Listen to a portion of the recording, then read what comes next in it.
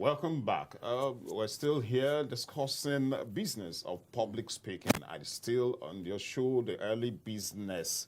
And this is Money Talks, where money talks. And Emmanuel Edem, the speech coach, is lecturing us a bit on how to actually convert just that your talk every other day into money and make money.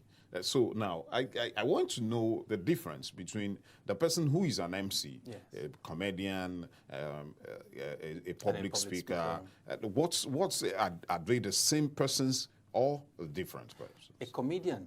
Okay, let me use an MC because comedy. Most comedians these days also don't function as an MC. MCs. Even though I always tell people, not every comedian is a good MC, but every good MC is a comedian because comedy goes with MC. Cool. So, okay, not every comedian makes a good MC. But every good MC is a comedian. Great. Because for you to be a good MC, you have to infuse comedy in it. But if you are a straight out just comedian, it doesn't necessarily make you a good MC. There are events that I've seen where they ask the comedian who is just a straight jacket comedian to compare, and he didn't do justice to the event. But anyway, your question is that MC also a public speaker? And the answer is yes. What do? You interface with the public. You give out information, whether it is humorous, whether it is just an announcement, but you are facing an audience. Even the business of being an MC is not an easy job. You are facing, I compare events of different magnitude, okay. And there have been events that I have gotten to, and by the time I see the lineup of my guests and everything, I'm like, wow, I need to step up my game. You can easily lose your self-esteem if you're not careful. You are coming thinking that, okay, it's just a wedding of just colleagues of the bride and groom, only for you to get there. State governor is there, commissioner for police is there, and you high caliber people. And you have to, in one way, sound. You have to be professional. You have to deliver on the day. So it's not an easy thing to do. It takes practice as well. It takes professionalism for you to be able to get to that point where, as an MC, you can cut across whatever kind of crowd and still make an impact. So as an MC, yes, you are a public speaker. But then there are so many public speakers who don't delve into comparing at all. They just have messages to put out there and look for opportunities for them to put out their message, and they just leave it at that. So you are a public speaker as an MC. Now, you talked about training. I know while going to school, there was no department for speech. For speech coaching. For speech coaching or whatever, For public speaking. For public speaking, there was nothing like that, except if you studied English or mass communication. Or mass communication. Yes, though I didn't study any of those. So, how, do you think there's a need to introduce such things? Because now it is something that is actually bringing in income. Yeah. There's some people who they are not good with writing, they are not good with analytical thinking or whatever, so they can talk. Do you think there's a need for there to be a different curriculum? Yes, so it is such thing. Maybe not as a course on its own, but part of an existing course. You could infuse public speaking and presentation skills as part of a course, but not perhaps as a course or a department on its own. Even if we made it a course on its own, the educational system in Nigeria today is such that people just look for one course that I can do there. I just want to have a certificate. After all, that's not what I'm going to come out and come and do. So many people that you find are graduates of different disciplines, but they're not even practicing what they did. So if you make it a course on its own, we'll still find a lot of people who go into it. They know the business, but they are not following the business. They're doing something else, which is probably what they see at that time as bringing money to them. But of course, there will still be a few who would pursue that. It's indeed there's a feeling that comes with it when you are able to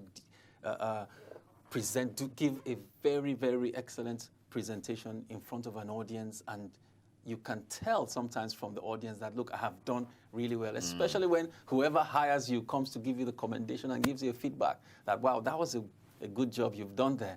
So there's a feeling of satisfaction that comes with it. And that's what people like me enjoy. And there's that satisfaction that also comes with being able to coach people who otherwise were naive speakers, people who didn't have confidence and self-esteem. They go through training sessions with me, and at the end of the day, I see that, oh, this person is a more confident speaker. The kind of feedback they give to me about how this training has helped to improve them, either in their business or in their career, it's something that brings me joy as well. Now, going back to businesses now, most companies, like we said earlier, that have PRs and all that. Why I mentioned the schooling thing now is they still go back to, seek for the services of a public speaker to do some form of presentation for them. And yet, there's an employment level. That's an employable space there, that is begging to. Yes. So, don't you think there's a niche? There is. You've actually mentioned a very salient point now, because for corporate organizations, let's take for instance, the head of communications or the public relations officers, some of these people are just either appointed by virtue of the fact that, okay, we need somebody to fill this space so you can do it. Doesn't necessarily make him somebody who is a confident public speaker. Some have to start learning only after they've gotten the appointment or the promotion to that position. That's when they begin to learn. But like you've rightly said, there is need to actually begin to professionalize that. Yes. Make it as a portfolio in an establishment. Somebody, it could be under the umbrella of, say, communications department, but there has to be that one person who could be, for instance, the voice. Somebody that is the voice of the company. So when presentations are going to be made, sales presentations, you are at the AGM, somebody needs to, the company is doing anything and you need a compare. It's still that person. Make a statement. Make a statement. It's still that person. Somebody who is well-informed, who has the decorum and knows all it takes to be able to make effective presentations, who is not camera shy, crowd shy, and has that finesse, articulation. I think in other climes, they have people like that in offices, who are like, they are the bridge that the public look up to. You understand? Yes. Yes, they have CEOs, they have the directors, they have everything. But there's always that one person who comes out and makes that speech, and everybody is calm. It's calm. Yes, in developed societies, we do have that.